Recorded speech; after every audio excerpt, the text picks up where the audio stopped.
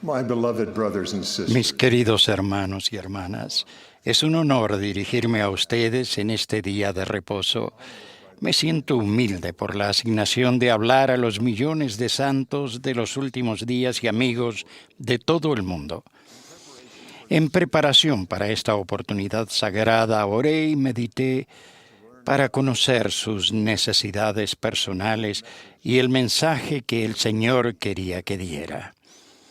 Sus necesidades son muchas y variadas. Cada uno de ustedes es un hijo único de Dios. Él les conoce individualmente, les envía mensajes de aliento, corrección y dirección específicos para ustedes y sus necesidades. Para descubrir lo que Dios desearía que yo aportara a esta conferencia, he leído los mensajes de sus siervos en la Escritura y en conferencias anteriores. Recibí una respuesta a mi oración al leer las palabras de Alma, un gran siervo del Señor del Libro de Mormón. Oh, si fuera yo un ángel y se me concediera el deseo de mi corazón para salir y hablar con la trompeta de Dios, con una voz que estremeciera la tierra y proclamar el arrepentimiento a todo el pueblo. Sí, declararía yo a toda alma, como con voz de trueno, el arrepentimiento y el plan de redención, que deben arrepentirse y a venir a nuestro Dios, para que no haya más dolor sobre toda la superficie de la tierra. Mas he aquí, soy hombre, y peco en mi deseo, porque debería estar conforme con lo que el Señor me ha concedido. Y entonces encontré en la reflexión de Alma la guía por la que había estado orando. Pues he aquí, el Señor les conoce a todas las naciones que, de su propia nación y lengua, enseñan su palabra, sí, con sabiduría, cuanto Él juzgue conveniente que tengan. Por lo tanto, vemos que el Señor aconseja en sabiduría de conformidad con lo que es justo y verdadero. Al leer ese mensaje de un siervo de Dios, lo que yo debía decir hoy quedó claro. Dios envía mensajes y mensajeros autorizados a sus hijos. Debo infundir suficiente confianza en Dios y en sus siervos, de tal modo que salgamos y obedezcamos su consejo. Eso es lo que Él desea porque nos ama y quiere que seamos felices. Y Él sabe de qué manera la falta de confianza en Él trae tristeza. Esa falta de confianza ha traído dolor a los hijos de nuestro Padre Celestial desde antes de que el mundo fuese creado. Sabemos mediante las revelaciones de Dios al profeta José Smith que muchos de nuestros hermanos y hermanas en el mundo preterrenal rechazaron el plan de nuestra vida mortal que presentaron nuestro Padre Celestial y su Hijo Mayor, Jehová. No conocemos todas las razones del terrible éxito que Lucifer tuvo al incitar esa rebelión. Sin embargo, una razón es clara. Los que perdieron la bendición de venir a la mortalidad carecían de suficiente confianza en Dios como para evitar la miseria eterna. La triste tendencia a la falta de confianza en Dios ha perdurado desde la creación. Tendré cuidado al dar ejemplos de la vida de los hijos de Dios, ya que no conozco todas las razones por su falta de suficiente fe para confiar en Él. Muchos de ustedes han estudiado los momentos de crisis de la vida de ellos. Jonás, por ejemplo, no solo rechazó el mensaje del Señor de ir a Nínive, sino que fue en dirección contraria.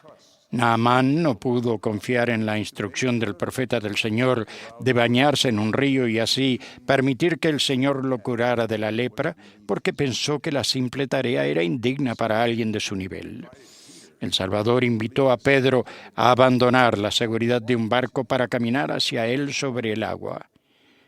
Al escuchar el relato, nos lamentamos por él y vemos nuestras propias necesidades de tener mayor confianza en Dios.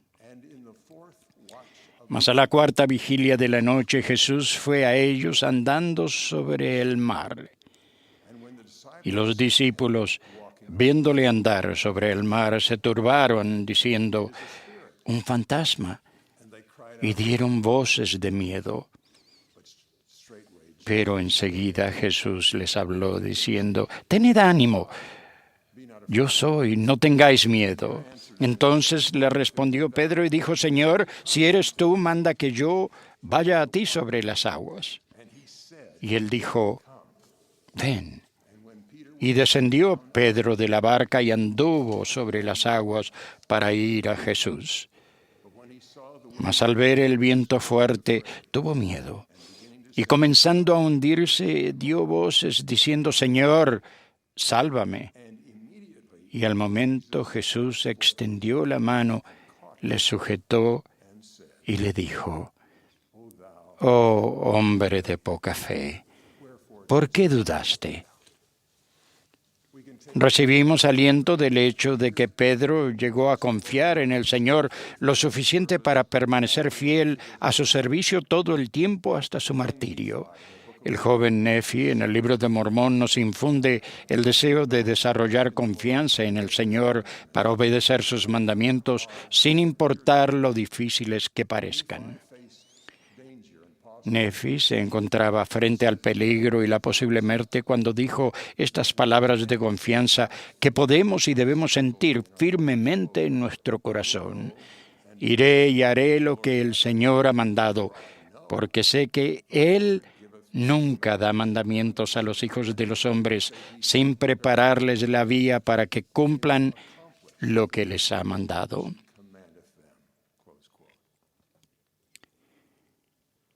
Esa confianza proviene del conocimiento de Dios.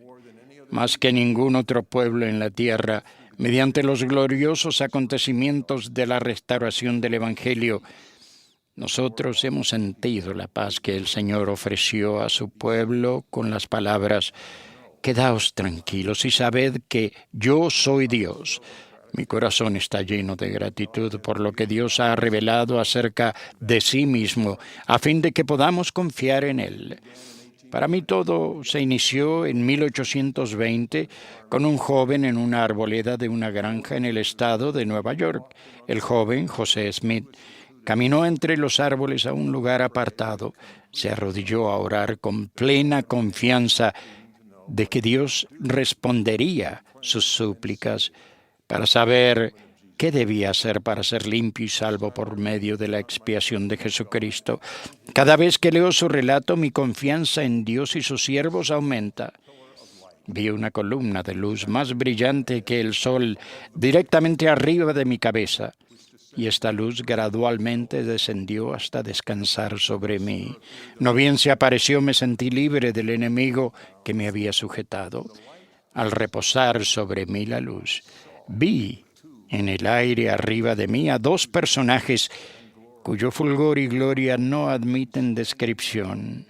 Uno de ellos me habló llamándome por mi nombre y dijo, señalando al otro, «Este es mi Hijo amado, escúchalo».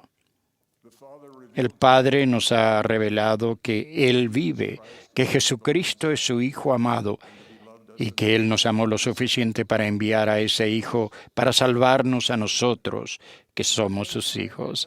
Y porque tengo un testimonio de que Él llamó a ese muchacho iletrado como apóstol y profeta, confío en sus apóstoles y profetas de la actualidad y en quienes ellos llaman a servir a Dios. Esa confianza ha bendecido mi vida y la vida de mi familia. Hace años escuché al presidente Ezra Taft Benson hablar en una conferencia como esta un día domingo.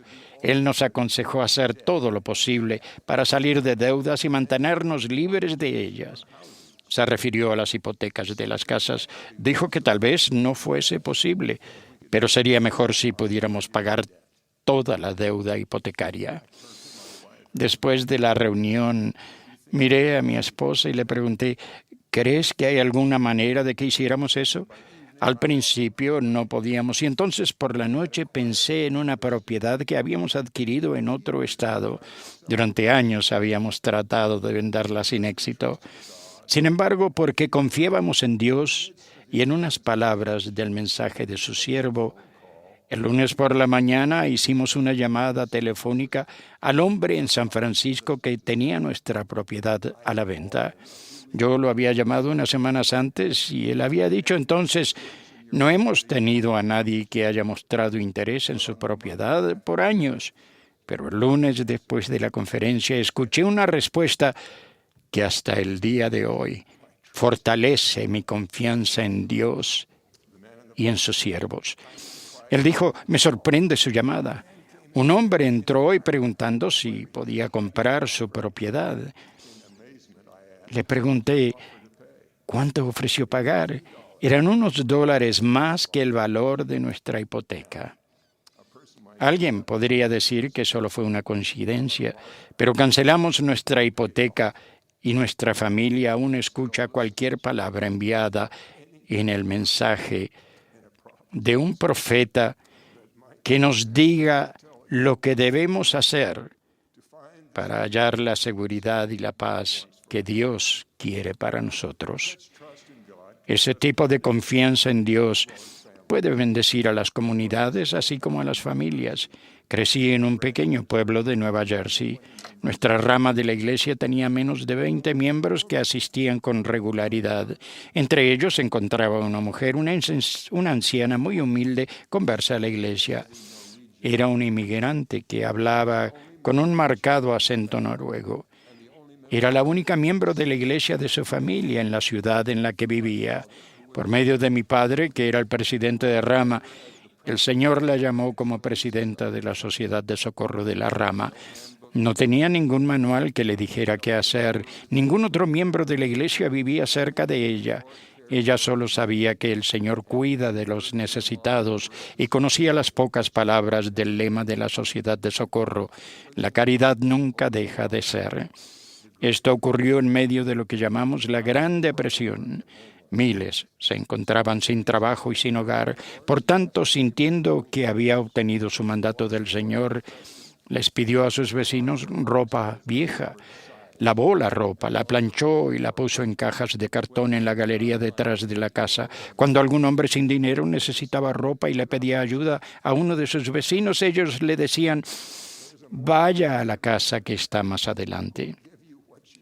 Hay una mujer mormona que vive allí y que le dará lo que necesita. El Señor no gobernó la ciudad, pero cambió una parte de ella para mejor. Llamó a una mujer pequeña que confió lo suficiente en él como para averiguar lo que él quería que ella hiciera y lo hizo. Debido a su confianza en el Señor, fue capaz de ayudar a cientos de hijos de nuestro Padre Celestial necesitados en esa ciudad. Esa misma confianza en Dios puede bendecir a las naciones. He llegado a saber que podemos confiar que Dios cumplirá la promesa de Alma, pues he aquí, el Señor les concede a todas las naciones que, de su propia nación y lengua, enseñen su palabra. Sí, con sabiduría, cuanto Él juzgue conveniente que tengan. Dios no gobierna a las naciones, pero las tiene presente. Él puede y pone a personas en posiciones de influencia que quieran lo mejor para el pueblo y que confíen en el Señor. Lo he visto en mis viajes por todo el mundo. En una ciudad de más de 10 millones de personas, hablé a miles de santos de los últimos días reunidos en una conferencia. Se celebró en un estadio deportivo muy grande.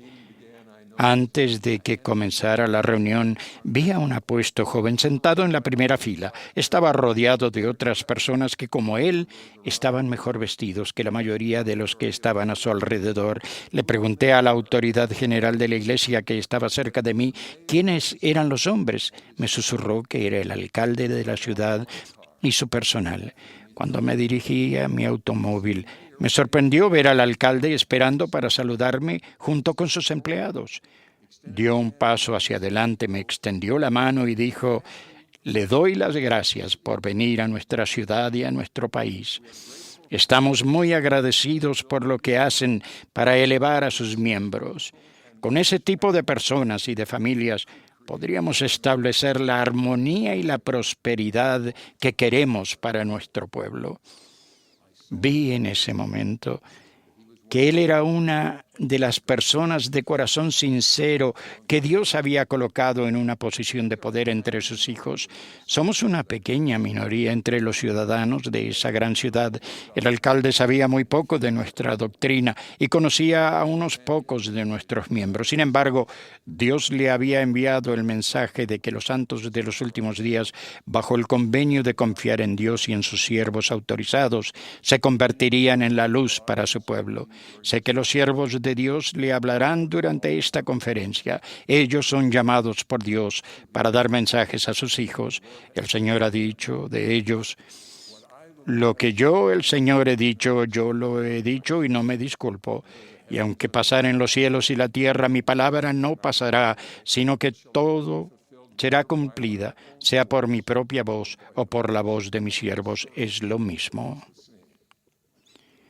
Ustedes muestran su confianza en Él cuando escuchan con la intención de aprender, de arrepentirse, y luego van y hacen lo que Él pide.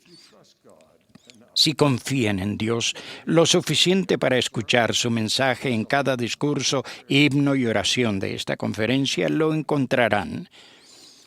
Y luego, si van y hacen lo que Él quiere que hagan, su poder para confiar en Él crecerá y con el tiempo se sentirán inundados de gratitud al ver que Él ha llegado a confiar en ustedes. Doy testimonio de que Dios habla hoy por medio de sus siervos escogidos de la Iglesia de Jesucristo de los santos de los últimos días. Tomás S. Monson es el profeta de Dios. Nuestro Padre Celestial y su Hijo Jesucristo viven y nos aman. Lo testifico en el sagrado nombre de Jesucristo. Amén.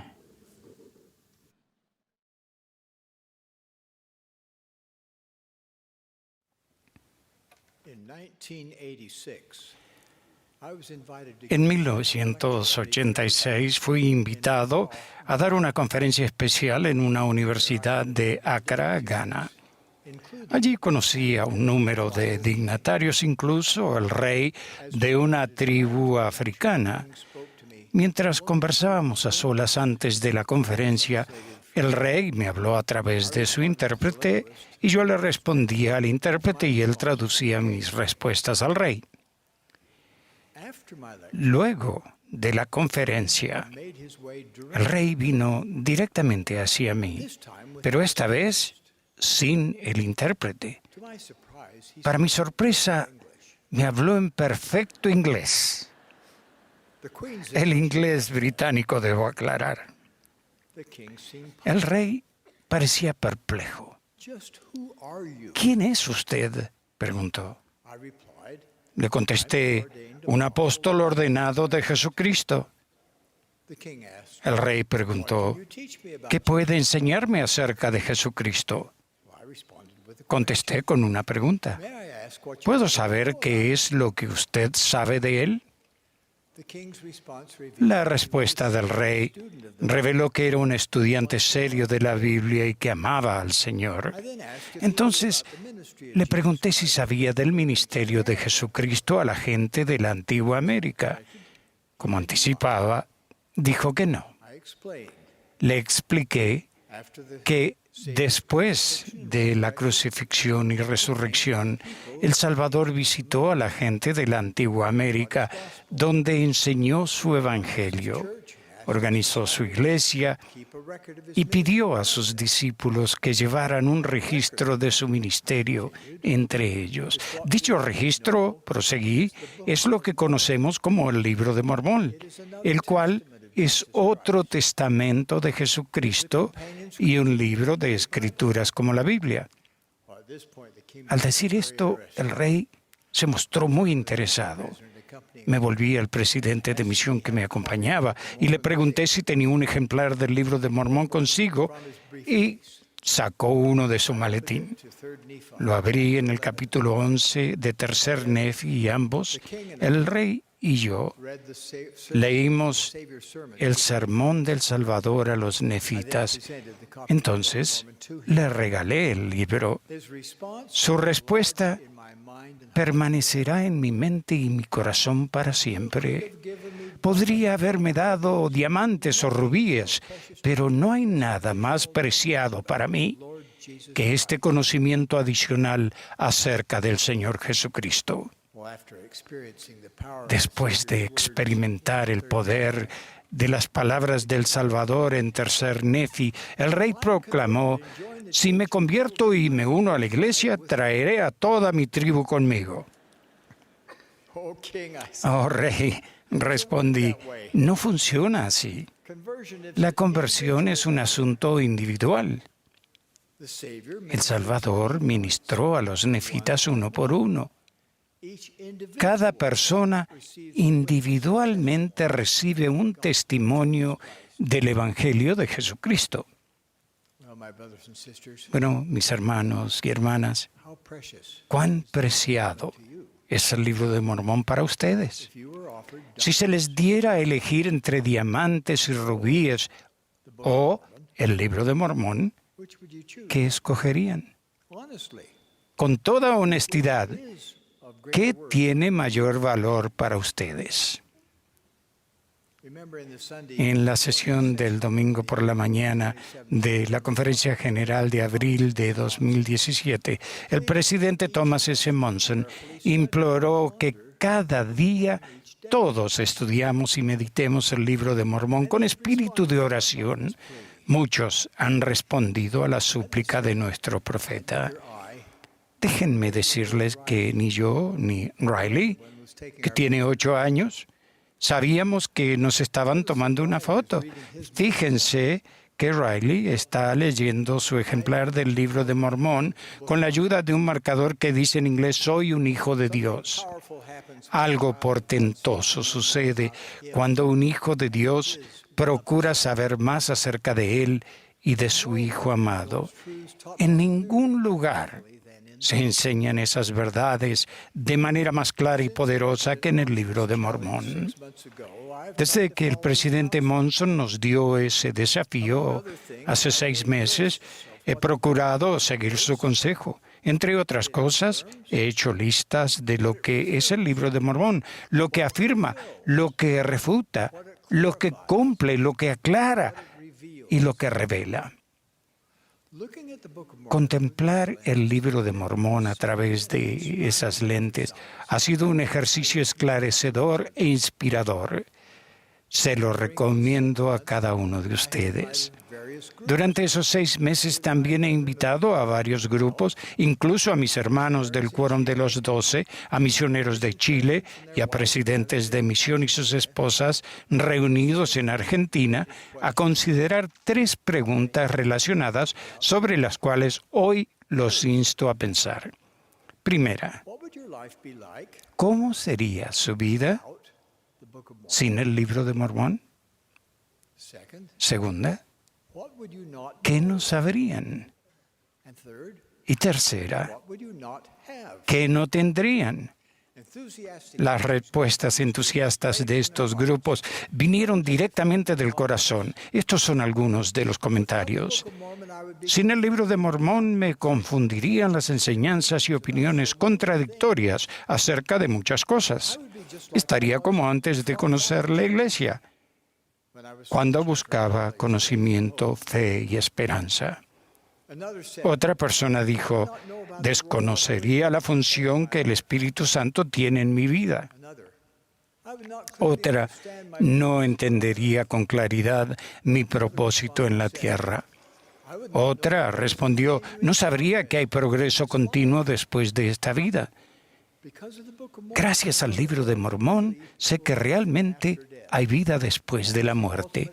Esa es la meta final para la que estamos trabajando. Este último comentario me hizo reflexionar en mi vida décadas atrás, cuando era un joven cirujano residente. Una de las responsabilidades penosas que un cirujano tiene en ocasiones es la de informar a la familia cuando fallece un ser querido. En un hospital en el que trabajé, se había construido una sala especial con las paredes acolchadas, donde los familiares podían recibir este tipo de noticia. Allí, algunas personas expresaban su dolor golpeando su cabeza contra las paredes acolchadas. Cuánto deseaba enseñarles que la muerte, aunque difícil para los deudos del difunto, es una parte necesaria de nuestra existencia inmortal. La muerte nos permite avanzar hacia el mundo siguiente. Otra persona que respondió a mi pregunta dijo: yo no tuve vida hasta leer el Libro de Mormón. Aunque había orado e ido a mi iglesia, toda la vida el Libro de Mormón me ayudó a realmente comunicarme con mi Padre Celestial por primera vez. Otra dijo: sin el Libro de Mormón, no podría entender que el Salvador no solo padeció por mis pecados, sino que pude sanarme de mis dolores y pesares. Y otra más: no sabría que tenemos profetas que nos guían. Profundizar con regularidad en las verdades del Libro de Mormón puede ser una experiencia que nos cambie la vida. Una de nuestras nietas misioneras, la hermana Olivia Nelson, le prometió a un investigador que si leía el Libro de Mormón a diario, mejorarían los resultados de sus exámenes de la universidad. Él lo hizo y mejoraron.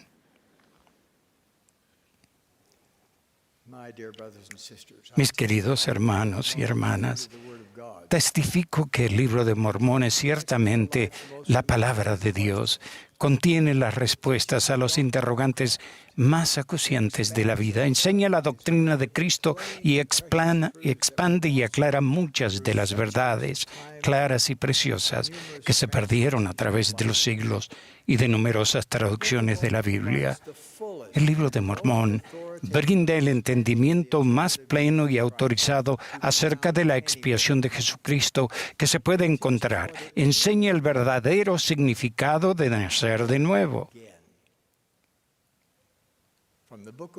En el Libro de Mormón aprendemos acerca del recogimiento de Israel esparcido y sabemos por qué estamos en la tierra. Estas y otras verdades se enseñan con mayor poder y persuasión en el Libro de Mormón que en cualquier otro libro. El Libro de Mormón contiene todo el poder del Evangelio de Jesucristo. Punto. El Libro de Mormón ilumina las enseñanzas del Maestro y revela las tácticas del adversario. Enseña doctrina verdadera para disipar falsas tradiciones religiosas, como la práctica errada de bautizar a los niños pequeños. Da sentido a la vida al instarnos a que meditemos en el potencial de la vida eterna y una interminable felicidad. El Libro de Mormón destruye las falsas creencias de que se puede hallar felicidad en la iniquidad y que la bondad individual es todo lo que se requiere para regresar a la presencia de Dios. Abole para siempre los falsos conceptos de que la revelación terminó con la Biblia y que los cielos están sellados en la actualidad. Cuando pienso en el Libro de Mormón, pienso en la palabra poder. Las verdades del Libro de Mormón tienen el poder para sanar, reconfortar, restaurar, socorrer, fortalecer, consolar y animar nuestra alma. Mis queridos hermanos y hermanas, les prometo que si cada día estudian el Libro de Mormón con espíritu de oración, cada día, yo les prometo que cuando mediten en lo que estudien Se abrirán las ventanas de los cielos y recibirán respuestas a sus preguntas y dirección para su vida. Les prometo que si cada día se sumergen en el Libro de Mormón, estarán vacunados contra los males de esta época, incluso la plaga esclavizante de la pornografía y otras adicciones que entumecen la mente.